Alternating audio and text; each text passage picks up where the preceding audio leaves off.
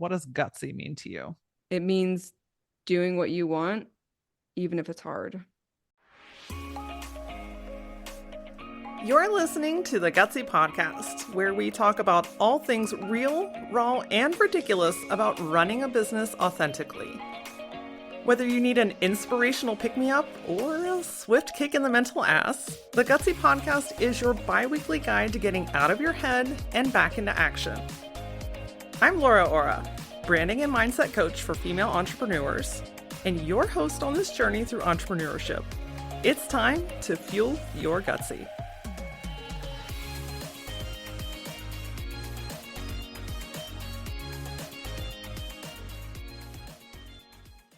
Sometimes you get to the top and realize that you have built your very own prison. The hard work, late nights, and big numbers can lead to fractured relationships and personal emptiness if it's built off of outward productivity. Today, we're talking with Cathryn Lavery about shifting from hustling your way to the top to integrating inward fulfillment into your decision making. Something that leads to feeling good about yourself, what you've created, and celebrating with the people that you love the most. Cathryn is a serial entrepreneur, 2019 Inc. 500 member, and the founder of Best Self, a product brand that develops tools to help people become the best version of themselves, whether that be hitting their goals or cultivating healthy relationships. Endorsed by Shark Tank star Daymond John, Best Self won Shopify's Build a Bigger Business competition, received one-on-one mentorship from Tony Robbins, and has sold over $45 million in product over 6.5 years before being acquired in 2022. Plot twist, Cathryn just repurchased the company earlier this year and is looking forward to having a do-over and applying the lessons she's learned along the way. In this conversation, we talk a lot about getting out of your head, and I know it can be really challenging to know, where do I start if I don't know what to do? Look, the number one thing that stops people from moving forward and making positive change, it's not time, it's not money, it's not effort. It's how. It's themselves. And if you know that you're called towards more, you're wanting to make a positive change in your world, but you just don't know how to get out of your own way, I invite you to download. I've got a free 5-day podcast. Every day for 5 days, I'll send you 20-minute episodes. It's going to teach you the foundations to learn how to shift your thoughts in the moment. It's free and it's instant. So all you got to do is go to lauraora.com/foundations, and I'll send you the first one right away. All right, today's episode has a lot of nuggets of wisdom, so let's get into it. Hey, Cathryn, welcome to the Gutsy Podcast. So good to be here. Yeah, this is going to be a fun conversation. You've accomplished a lot of great things, and I know it's also come with a windy, turny story and experience as well. So we're going to dig into all that. But first, I have to ask you, I know that you were mentored one-on-one by Tony Robbins, which I feel like is pretty fucking far up there. So what did you take away from that experience? What did you learn from that time with him? So I was on the Tony Robbins train for a few years, and so it's hard for me to remember like what was one-on-one versus what was in the session that we did together. But a couple of things was, one, don't fall in love with the product that you have, fall in love with the customer. And so when I was first building Best Self, it was very much like we had one product, that was what we sold.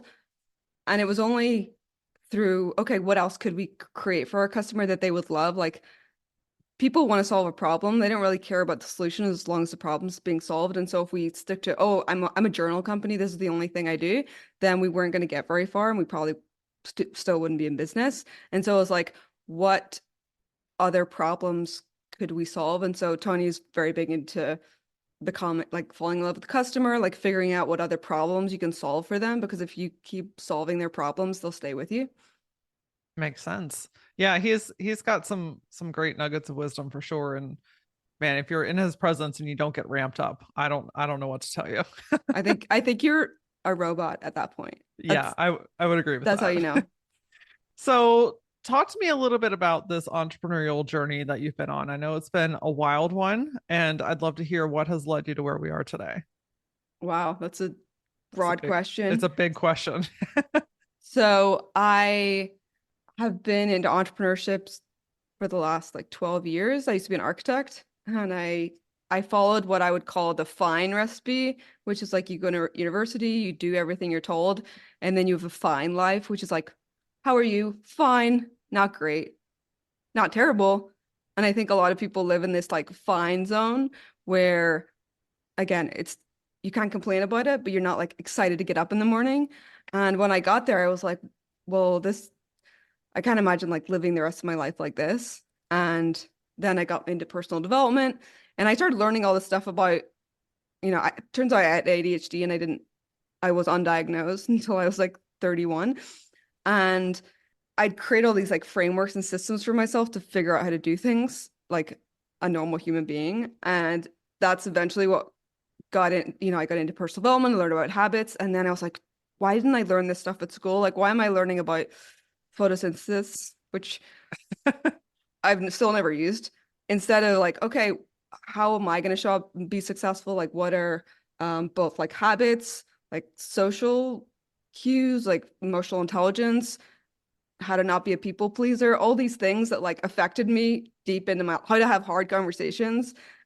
So things like that, I didn't learn until I was in my 30s, and I paid, some hefty prices. So all that to say is when I got in, the journey behind Best Self came from creating products that I wish existed and kind of not shortcut personal development, but kind of create a framework. So if you followed it and used the thing, it would work. And Amazing. that's what I started in 2015.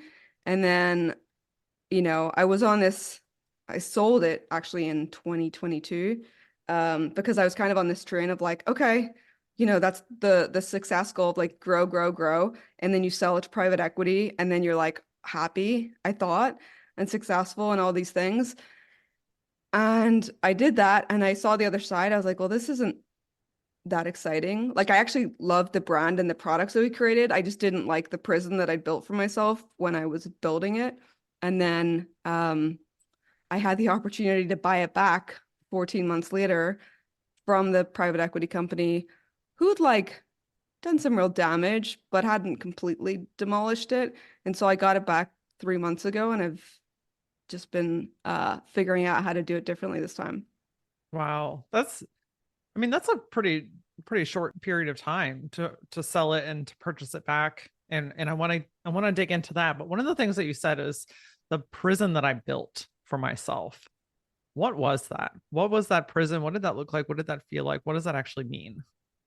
So when I started the business, I thought I just was creating a product that I wanted to exist. And I had other businesses before, but it was very much like one person solopreneur type stuff. And I would create products. And then this was the first one that became like a much bigger thing where I had a team and hiring, and I had a co-founder when I first started it. And you're making all these decisions when you really don't have the experience to make the decision at that point. So what I call it like inexperienced debt. So in startups, they have technical debt where they just like figure shit out and like build things really jankily. That was how I did. And you pay the price eventually. You just don't know. It just doesn't look like money. Well, sometimes it does look like money. Other times it just like time, pain, a lot of things like that. And so I ended up buying my business partner out in 2020 after like years of, he'd been out for a few years, but I didn't know about vesting. It was just like, oh, 50-50, that seems fair. Again, you're deciding who to partner with when you first start a business and you don't know what you don't know. And also I was like super insecure. So you're partnering more out of insecurity than a need. And there's just all these like foundational things that I got wrong in the beginning that I was fixing later, but it was expensive and time consuming and painful to fix later. So 2020 was the year that everything happened, and COVID was another thing that happened in the same year. It was like my co-founder and I finally, like it had gone nuclear. It was like, we have to get this person, out of the business so we can move forward. And then because that was going on, it was kind of a distraction. I had our inventory manager who I'd worked with for a couple of years. And I knew this person personally. I knew this person in real life. Like we'd met. Most of my team were remote, but he's someone that was in New York when I was in New York. So I'd invite him and we'd go to comedy and things like that. Turns out he was embezzling from us for like the last year. And so in 2020, I'm like the business partner, the embezzlement, COVID, supply chain. It was just like one thing after the other. I think between 21 and 22, I was just fixing everything. So it was like moving to profitability, like the world kind of changed, supply chain got an issue, like everything was getting much more difficult. It was like hard mode. And so I'm like, okay, let me figure this out. And because I'd, you know, done all these things, it was like, okay, well, I can always sell. And so in my mind, I have this team that I feel loyal to, but did we need everyone at the cost of the company that it was? Probably not, looking back. But I was like, oh, this person's been with us for so long. And again, I'm like, well, just because I could find someone cheaper doesn't mean that I should. And so when I sold it to private equity, it was kind of like, okay, you take the hot potato because I'm tired and I just needed a break. I also had a baby in 22, so I had a 6-month-old when I sold, and I didn't take really time off after the baby. I actually, I did a PayPal ad shoot thing, and when they'd asked me like what date I could do, they're like, oh, the whatever, the 20th. And I'm like, well, I'm actually supposed to have my baby that day, so I probably am not going to be able to make that. And but I was like, we could do like 2 weeks later because I'm like, well, the baby will be here, and I was like, she'll probably be early, and then 2 weeks, that seems fine. I can just go for a few hours and then come back. And turns out babies don't actually always come on their due date, so she Trans- came like 8 days later. And then I actually was an emergency C-section. So I was out of hospital like 4 days. And I was like, well, I already, everything's set up already. So now when friends see this thing, like when they see it online, they'll be like, oh, I saw you on this PayPal thing. And I'm like, just so you know, that was like 5 days post emergency C-section. I look huge still. And all that to say, I didn't really take time off and I just needed a break and I was like ready for that. And that's pretty much why I sold the business, is just like, this is hard. I'm tired. I also would like to take some pressure off myself because I'd always been like, between like buying out my business partner and doing all this stuff, I'd always been putting more money in. I'm like, okay, now I have a baby. Let me sell my first business baby and then make sure everything's going to be fine. Mm, wow. I can feel all of that when you say it, right? Like that hustle, that, what we're talking about, this outward productivity, this doing stuff all the time, and the fixing, and the if I'm not doing stuff, things are falling apart kind of situation. And it's fucking exhausting, right? It Yeah. is, I mean, it drains every aspect out of you. And I know that you've shared with me, and I'd love to talk about it, is this also impacted your personal life, right? Like, how did this affect, there was a whole marriage situation. So how was this all affecting then your home life as well? Well, I think I was previously married to a man, so there was more issues than just that. I'm now married to a woman, so I went through a lot of like personal changes in the stretch of my business, but I got divorced in early 2017. And my ex and I are still on good terms, but it was just I was like learning all this business and the business is doing really well, but I was just working in it nonstop. And I think I just figured, oh, when, at the time, best self was very like type A productivity, like hit your goals and then, you'll be happy and successful and everything else. And whenever actually I'm in Fiji with Tony Robbins, I'm like ringing the New York Stock Exchange bell. And I remember I did this like Facebook Live back when that was cool. And I was just like, because I bumped into someone, they were like, oh, I saw this thing on social. You like, everything's amazing. At the time, I was going through this divorce, which was not contentious, but it's just,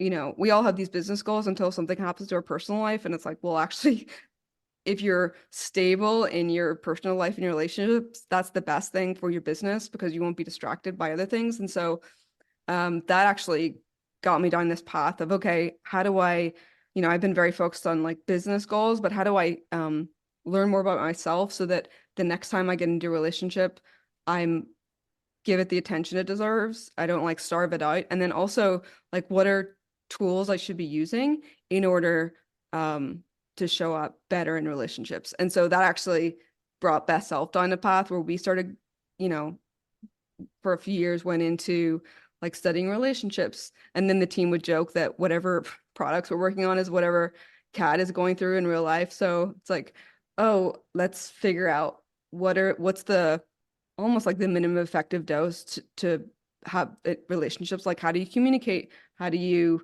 show up for your partner? How do you know like you're doing the right things for the right people? Because, I didn't know about love languages at the time. So there's just all these things that, again, we don't learn this stuff at school. So we're just kind of like guessing. And a lot of people, whether they're trying to or not, probably are leaving a bunch of bodies in their past of like things that they just never figured out. And then you keep bringing the same things to a new relationship. Like, you're the common denominator. So if you figure yourself out, then you're probably going to show up better. Yeah, I couldn't agree more. And to emphasize your point, why don't we learn these things in school, right? Like my son brought home this math paper, right? I don't even know what the hell it's called or to even remotely explain it to you, but I'm looking at it and I'm like, why aren't we learning about taxes and Mm, reconciling your checking account and high yield savings accounts and like things like that? Like yeah. where on earth are you ever going to use this math? As soon as you're done with this class, it will be dead information to you.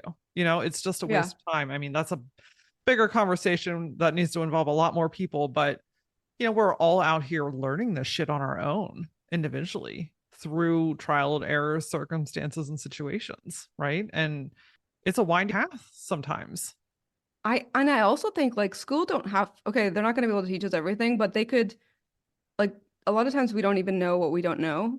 So if they were, instead of doing homework on some random thing that literally care less about, don't care about the periodic table, why don't you be like, oh, here's some subjects and resources, like even one personal development book, a term Yeah. where like, oh, actually that was really useful. Like I didn't read anything till I was like 22 or so, and I was like, what? It was like it was like the Matrix, where it just opened up this whole other world for me that I had no idea about.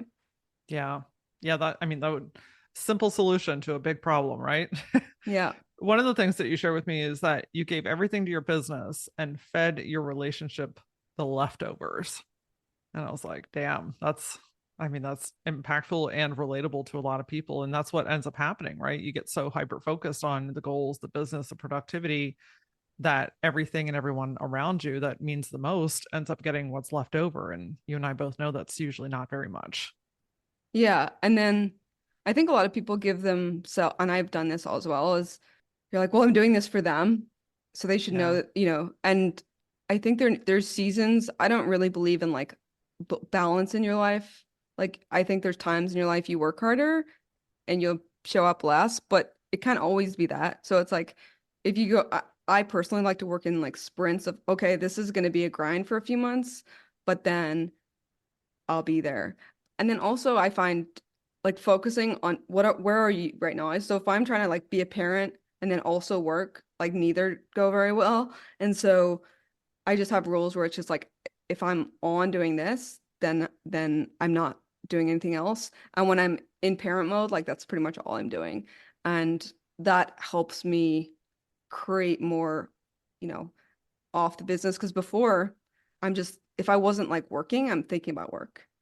Or Mm, I'm basically, even if I'm there physically, I wouldn't be there mentally because yeah. I'm running through scenarios in my head. Yeah. I think presence over balance all day, every day. Yeah. Giving, and I think that sometimes that's a permission that we have to give ourselves, right? Like it's okay to be immersed in your work, right? Yeah. Especially as parents, we have this guilt trip and the shame, and I should be over here. And then you start dividing yourself and it just like you said, it just never works. So just giving yourself permission, like I love my job, I love what I'm doing. I'm in this right now. And because I'm able to do that when I'm with the kids or the family or the spouse or the friends, then I can be all in with them too and Yeah. let the business sit for a little while until I come back to it. Yeah. And I think presence, like it's when we're trying to half-ass multiple things that I think that's where the problem comes in. And that's where it's like, I didn't know that at the time that that's what I was doing, but that's what I was doing. Yeah. You mentioned about nurturing your relationships just as much as your business. How has that shifted for you now? What are you doing differently to approach that nurture presence with each part of your life? So something I mean, actually, I've had like scheduled friend calls. One of my friends, Frank, I've talked to once a week for the last almost 10 years. We'll just do a quick, like, go for a walk, check in. And I think having scheduled time on your calendar for people that you want to stay close to. I mean, to be honest, if I was planning an I wouldn't do it every week. Like I have schedules where it's like once a month where I want to just keep in touch with people. And so I think putting time in your calendar and blocking time out for specific things, because a lot of times it's like, you know, there's like a meme or something. It's like, oh, we should catch up soon. And you just do that over and over again until you're dead. And so having like recurring things where in Austin there's a group here where it's like, okay, Mueller's Farmers Market, like second Saturday, we all just go there and nobody has to like make plans or like think of anything. It's just we meet there and we hang out and it just takes a lot of the pressure off, especially if you have kids and you're already like planning a lot. Just having some like keystones in your month or your week where you know where people are going to be and you don't have to make plans is like really helpful. So Hmm. I would say figuring out who it is you want to hang out with. How do you take off the friction of like making the plans and scheduling it? So it's just either always on the calendar, it's always a certain time of the, week, month, whatever. And then the first time you do it, what's the friction points? And just like try to remove them because the less friction you have with anything, the more you'll actually do it. Mm, I love that. Taking the all that gunk out of the planning. That's what Yeah. half of the problem is, right? You go back and forth and this and that, and then we should get together. And then before you know it, it's been 6 months, and you're like, hey, how about that thing? Yeah. I like it. Nothing is more exhausting to me than that. And so I just won't do it in the first place. And I think that's probably true for many people, and it's why it ends up just kind of fizzling out. So I'm kind of intrigued. What made you want to buy the business back? What has changed for you in the way that you're approaching business, where you were like, yeah, let's take this back and let's do it differently this time? Yeah. So a couple of things. One is, I had this time off and it was nice to get a break. And I was, to be honest, I'm not built to be a stay-at-home parent at all. God bless daycare. I need, my 6 hours of my day to just work on my own like projects or things like that. And as I was trying to figure out like, okay, what am I going to do next? Because I wanted to do another business. And in the back of my mind, I was always like, oh, I hope I can um build something like I had with Best Self as far as like I loved the brand and the products that we created and even the team that I had. I just didn't like the pressure that I created for myself because at some point it's like, oh, I always have to be growing and getting bigger because I have to support this payroll and it just felt like a treadmill at one point. And so um but in my mind I'm like, okay, what am I going to do next? And then the firm that bought my company, they were kind of like a new version of private equity they were trying to be. And so they bought a few brands. And then I think I don't know the full story, but basically they didn't get the funding that I think they were supposed to. And so they were going to be shutting down. So they said, we're going to be selling off the brands that we bought, which was like three, I think. And they're like, do you want to buy it back? And because there was part of the sale that had an earnout component, which they never paid me because they didn't hit their numbers. And so then they had to come to me and basically say, do you want to get it back? I just negotiated a deal where it was like, okay, let's just see how this goes. Now there was materially things different with the company. They'd let the team go after 6 months, which I already knew because they let me know at the time, and I'd gotten most people jobs at other friends' companies. I think one friend has like three or four of my old team working there. And so I knew when I came back, there wasn't going to be like anyone else there. They're like, oh, do you have a team for the transition? And I was like, the team is me. And It is me. yeah. And so, but it was good because they did, they sort of cleared the space and I had, the brand and the products and like sales channels, but I didn't have this, I mean, I didn't have anyone doing any work, obviously, but I also had the freedom to like, okay, how would I do this differently this time? And so I didn't have the same pressure that I did before because over time you sort of build like bloat in your company, like you're carrying more weight as you go because it's either like things like stupid software tools you signed up for or people that shouldn't be there anymore because the teams aren't growing them, but you just haven't had the courage to let them go. There's just like all these things that when I sold it, I sort of cleared the debt away as far as like both monetary, and then also just let me start something else and not make the same mistakes. That's kind of how I was going into my next business. And so even though I bought back my previous business assets, I actually considered a whole other thing because I'm starting from scratch as far as how I'm looking at things and how I am approaching like hiring, like making decisions. And I'm making decisions in a way like I could sell the company, but if I'm building it and growing it in a way that's profitable and efficient, then I shouldn't have to sell it anyway. Right. And so I'm looking at everything of like, okay, if I buy this tool, that's going to cost me like 3 to 6 times EBITDA if I ever sold the company. So does it help me get customers or does it help me keep the customers we already have? If it doesn't do any of those things, I don't think I really need it. And again, I'm not building it to sell, but I have that mindset of if someone's looking at the business and just being efficient with your resources, I want to make sure I'm like very efficient because then I can make better products. I can move quicker. I'm not going to build myself into this prison that I had before. And so I'm just very mindful of that as I'm growing it. Do you know the Mexican fisherman story? I don't think so. It's so there's a private equity person and he's um on holiday in Mexico and he sees this fisherman come in. It's like 10 a.m. and he has like a catch of fish and he's like, oh, how long did that take you to catch? And the guy says, oh, a few hours. And he's like, oh, why don't you go out and get more? And the fisherman's like, well, this is all I need to support my family. And he's like, well, if you go out and get more, you can catch a lot more fish and you could be out all day and make way more money. He's like, yeah, but I like to spend time with my kids and my family. And I like to go in and to the town in the evening and like, hang out and play guitar with my friends. And the guy's like, yeah, but if you go out all day, you'll get more fish, you get more money, you build a fleet, then you move into the city. So the guy's like, you can own a bunch of fleets, you'll IPO, you'll make a bunch of money, you can retire with millions. And the fisherman's like, yeah, and then what? And he's like, well, then you can move to a little small village with your family and play with your kids and go into the town at night and play your guitar. And it's like, well, I can do that now.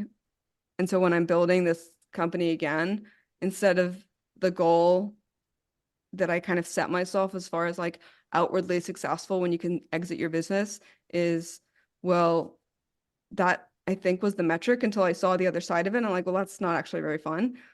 Like, what if I just built it in a way that I could sell it if I ever wanted to? But if I'm building it in an efficient way that I'm actually having fun with, then I won't want to anyway. Mm. And that's where that inward fulfillment comes into play, right? Yeah. As you're hearing today, your thoughts have a profound impact on the way that you show up in the world and the way that you're making decisions.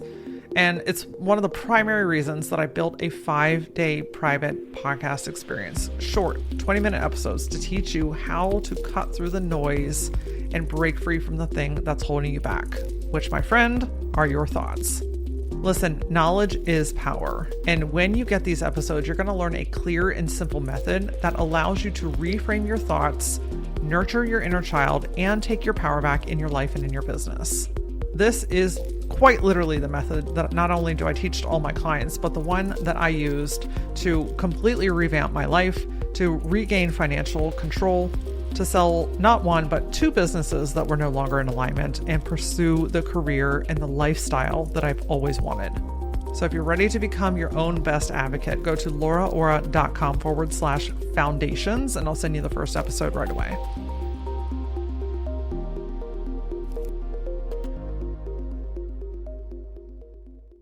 Is that been your focus now? It sounds like what does fulfillment look and feel like for you now?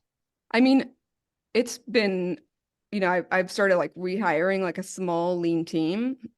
So the last few months has been a lot of work, but it's been fun at the same time. I think I like, whenever I didn't have a business, I didn't, things were kind of like I was figuring out stuff to do, But businesses are basically like problem solving machines. And so another reason I like decided to buy it back was, okay, like maybe, you know, if I'm like, am I going to enjoy working on it? I'm like, well, if I don't, I'll figure out another problem that I have because I'll probably have a problem within the business that I could figure out a way to solve.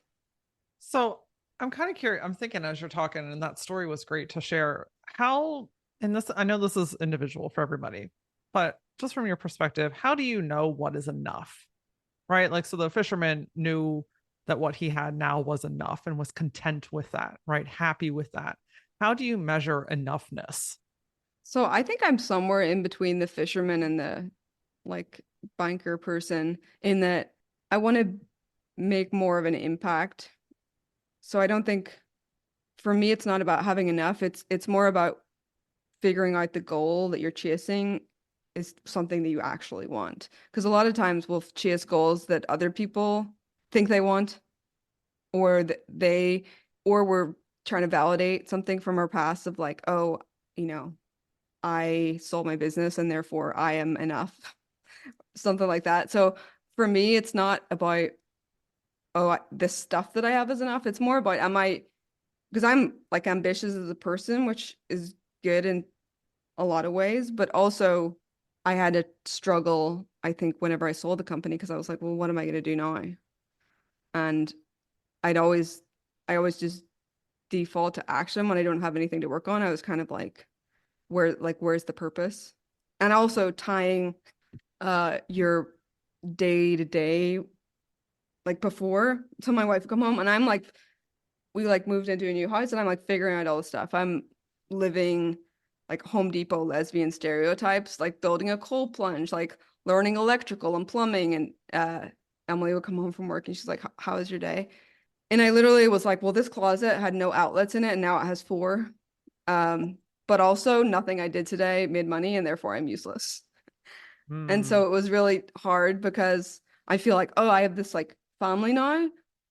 So what, what am I doing? And also, I didn't make enough money to like never work again, but I had more money than I never had, and I never was in a more scarce mindset, which I've also heard other people that sold for a lot more than I did. It's almost like before you have this cash flow coming in, even if it's not a lot, it's like cash flow, and then you have this asset that someday you could sell, and then you sell it and you don't have stuff coming in and you're also not working on anything.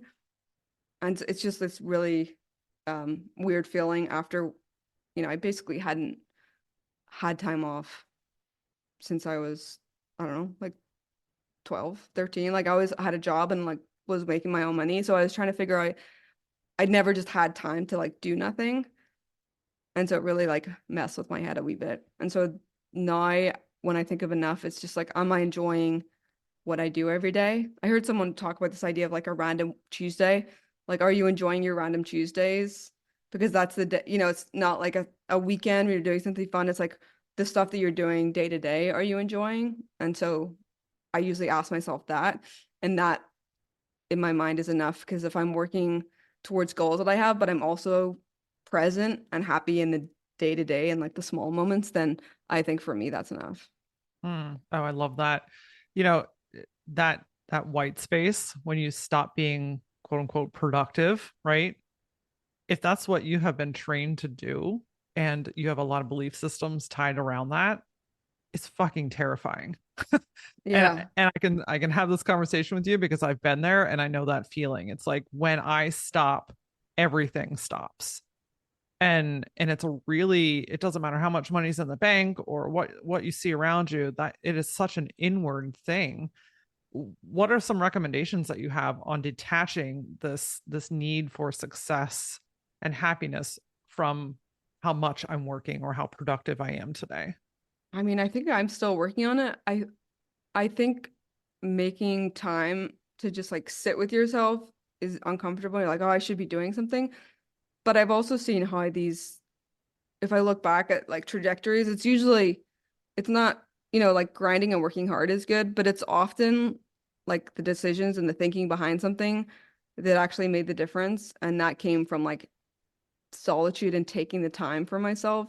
And so, it's that whole thing like if I had a day to chop down a tree, I'd spend all the time sharpening the axe. So it's just like, how are you getting better yourself and not feeling like you have to do, and like, yeah, we all have to do, but there's busy work and then there's things that actually make a difference. And I think a lot of times when I definitely did this is just the doing and the busy work instead of the thinking and the hard work, which takes much more energy. And sometimes it doesn't even feel like it's working, but it is. It's often why we get good ideas in the shower, because we've actually let our mind rest. Something I've started doing is just driving without anything on. Like, be okay with just like letting your thoughts and like listening to them. Because for me, a lot of times it's just like you just fill your head with podcasts or books, and it's just always in there and you're not actually listening to the own voices in your head in a Oh, not crazy way. yeah, I hear you loud and clear.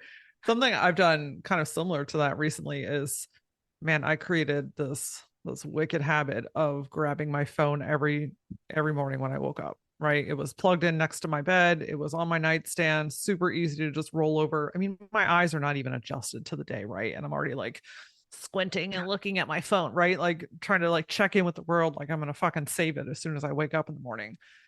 And I'm like, okay, hold on a second. I'm actually finding that I'm quite creative in the morning, even though I would never label myself as a morning person. There's just Mm-hmm. something about the stillness of a morning where my creative and my intuitive ideas just love to just pour out. But I was finding I was immediately jumping into checking notifications and answering questions and like right into productivity, right? Yeah. And I'm like, what if I tried to not do that? And at first, my body's like, what? Oh, what's going to happen? What if somebody needs to get a Yeah. hold of you? Like, you do this whole mindfuckery thing, right?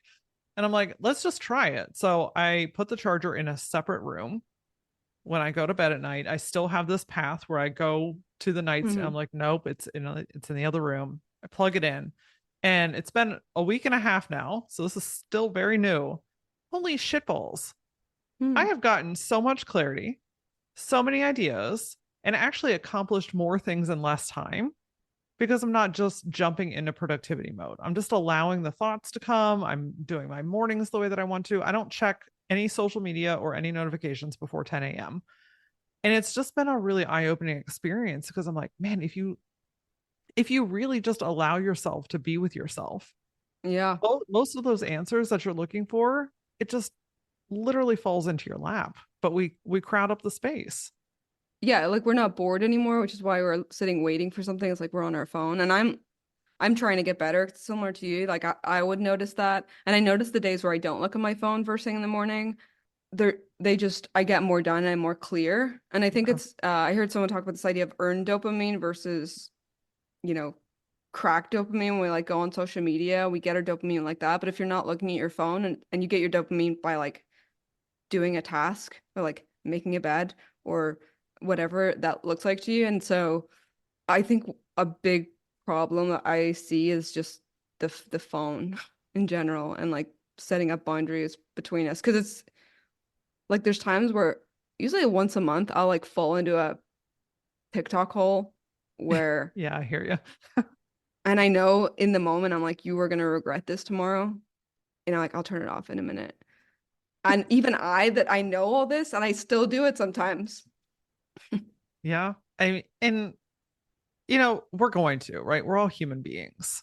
I think that we have to give ourselves permission sometimes because like I love a good scroll session. I like to do a big deep dive. If I've been like really on all day or I've been with a lot Yeah. of people all day, just like nestling down on my couch Oh and yeah. scrolling is a good recharge because I'm like, nobody needs to hear from me. I don't have to say anything. I just want to laugh at some stupid shit on the internet, right? Like, Yeah. and I think that's good. Like give yourself permission, but it's having that boundary in place and knowing when now that's Yeah. becoming the new norm again. I'm slipping back into an old pattern. It's kind of like junk food. It's nice as a treat, but if you have it all the time, you feel like trash. That's an amazing analogy. Absolutely amazing analogy. I want to wrap up today but just talking about fulfillment in general, right? Because I'm not sure that everyone even knows or understands what that is. We hear that word a lot and it's unique to everybody, right? But just kind of in a general broad sense, what can people be looking out for personal fulfillment? What are cues to know like, hey, this is fulfilling to me. Let's keep doing more of this. So for me, it's usually when I lose track of time. I'm a big believer of focusing and managing your energy and not your time. So if something that you're doing, you can do it better, faster, easier than everyone else, like something that's difficult for everyone else, but it's easy for you to do, like that is like a superpower. And if you enjoy it, it's like, well, how do you do more of that? And so looking at your calendars, like what is draining and not energizing, and taking away more of that. Because I think fulfillment is not in this like moment you wake up and the clouds align and everything's perfect. It's more of like crafting the days that you want so that at the end of the day, you're not drained. I used to get to the end of the day and I was like a shell. And when I started like figuring out and like delegating or automating or doing whatever to like not have to do these things, at the end of the day, you can show up better in your relationships for yourself. You'll make time to work out because you don't feel like drained in every part of yourself. And so just auditing yourself and where you're finding energy and then changing things.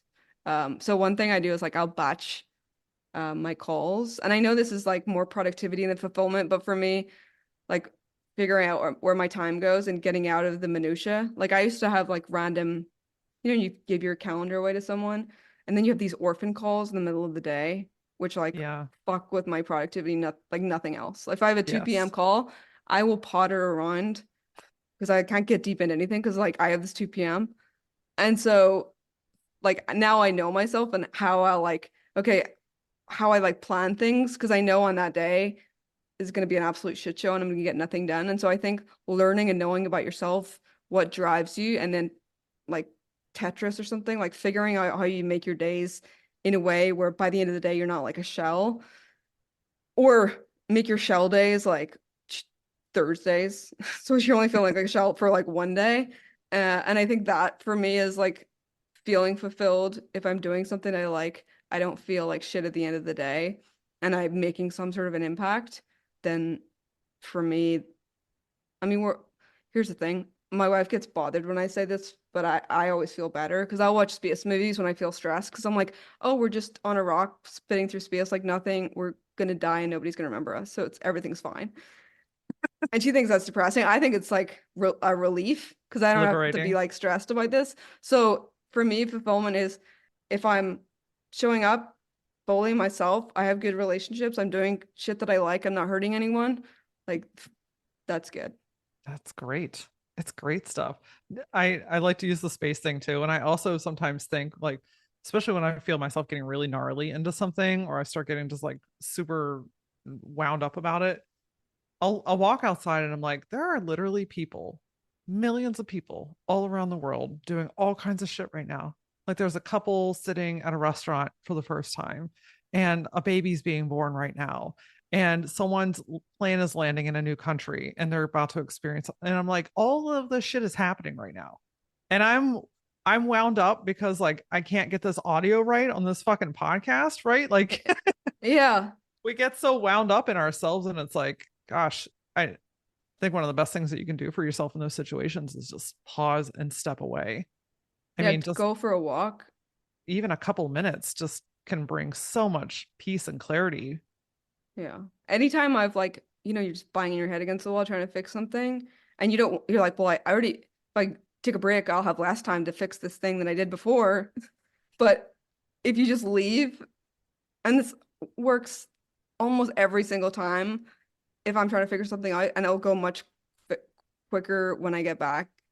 But there's some weird thing where I think it's like the same productivity gene issue that we all have of like, well, I have to be doing, like if I'm not doing, it's not working. Yeah. Yeah, I couldn't So agree with you more. one thing I like to start my day, I used to, walk my dogs. And before I put it on a podcast, and now what I like to do is just not take my phone with me, and I will just think about, okay, what I want to accomplish that day, like thinking about what I want to do before I open my laptop so that I don't get bombarded with things. And in fact, I can just ignore everything until I do the thing that I need to do before I answer everyone else's requests. Yeah. So much of what you're sharing today is a reminder, get to know yourself. right? Get to know how you work, how you function, what lights you up, what drains your energy. Just Yeah. something as simple as those random ass meetings. I'm literally the same way. Like if there's one random ass thing in between a day where I was gonna like create a bunch of content, now I'm like, oh, I can't create content because Yeah. I have this one thing, and it's a different track of the mind. It's a different energy, right? So just getting to know yourself and allowing yourself to work with you the way that you are. Yeah. I mean, so much of the fucking pressure that we experience is trying to do everything the way that everyone else does. Yeah. I mean, so much of like modern life was built on a completely like factory system. Like even the fact, like our keyboards are not designed to be the most efficient way to type because computers, when they created the keyboard, could not handle typing faster. And so they made it an inefficient way of putting all the keys, but we're still using it. You know what I mean? And so if we like the 9 to 5, I tell my team like we're remote, and I actually work best first thing in the morning, and then unfortunately like in the late after somehow like 4 p.m. hits. And so I have this block in the day where it's just like a fucking mind's like it just disappears. I don't even know what happens. It's like between 12 and 2:30. It's like a dead zone. And so now I know that about myself. It's just like I'm not going to get any productive work done at this point. So how do I like plan stuff in that time because otherwise nothing's happening anyway. Let's be real. Yeah. And that ties right back into fulfillment, right? That time frame you can be doing whatever, right? Yeah. Whatever feels good or doesn't, right? Well, not doesn't. We don't want to go that. But you know what I'm saying? Like doing whatever feels good and working with your own body and your own system, and knowing that spark's going to come back and you'll be way more productive in a healthy way, Yeah. right? Intentionally productive in a way that supports and fuels your fulfillment. Yeah. If you can control your schedule, you're going to be able to get more fulfillment because you can actually like decide when you want to work best or when you actually work best and then plan your time around it. Yeah. Unless you have toddlers, which I do. And then somehow it will take you like 2 hours to leave your house. Yeah. And you need a lot of things, Yeah. a lot of random shit too. Yeah. Hey, this has been a really cool conversation. I think just a solid reminder that, we all work in our own way and it's okay to honor that, right? And if you're in a situation where it doesn't honor that, then make a change, right? Yeah. That's kind of what it boils down to. I want to make sure that everyone knows where to keep in contact with you. Where can they find you on the internet and stay in touch? Yeah. So my company's called Best Self, bestself.co. It's just, you can buy products there. I'll actually put Gutsy as a coupon code on there. And if you want to just hear my ramblings, you can go to littlemight.com, and that's where I share more of the behind the scenes of buying the business back and what I'm doing differently. And that's more of the, behind the scenes business insights. It's always the funnest stuff, in my opinion. Yeah. We'll make sure we link those in the show notes. And I'd love to know, what does gutsy mean to you? It means doing what you want, even if it's hard. I love it. Thank you for sharing your time and your wisdom and your story with us today. I know it has most certainly inspired me, and I know it will inspire others as well. So thank you. Thanks so much. Listen, the story that Cathryn was sharing about getting to the top, realizing that she had put herself in a prison that she had created, resonated so deeply with me. I think back to the journey that I've had in owning, building, and now even selling businesses. I also know, just like she shared, that you can build things differently. And it really all starts with getting clear on who you are, what you want, and how you work best. If you want a little nudge to help clear some of that mind fuckery that's going on, again, that free 5-day podcast is available. You can literally get it as soon as you're done with this episode. Go to lauraora.com/foundations, and I will send you that episode right away. I'd love to hear what you took away from today's episode. You can find me and message me on all the platforms using @thatlauraora. And as always, until I see you next time, stay gutsy.